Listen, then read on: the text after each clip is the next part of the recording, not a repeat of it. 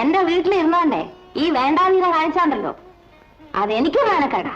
അങ്ങനൊന്നും നടന്നിട്ടില്ല, നടക്കുകയുമില്ല. പിന്നെ കമലാക്ഷി, നിങ്ങൾ വാടകയ്ക്കാണ് വന്നതെങ്കിൽ 2 ദിവസം കഴിഞ്ഞ് ഞാനങ്ങ് തന്നേക്കാം.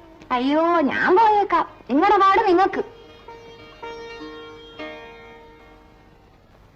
കേട്ടില്ലേ, നീ എനിക്ക് ചെയ്ത സഹായത്തിന് കിട്ടിയ പ്രതിഫലം. ഇനി ഇവിടെ നിന്നാൽ നാളെ നിന്റെ ജീവിതം പാഴായി പോകും.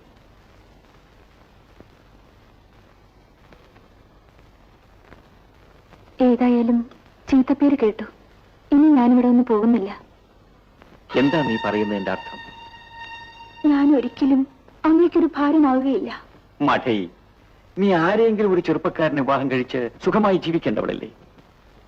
വേണ്ട, അങ്ങനെ വിവാഹം കഴിച്ചാൽ അതെനിക്ക് സന്തോഷമാണ്. നിനക്ക് ഭ്രാന്തുണ്ടോ?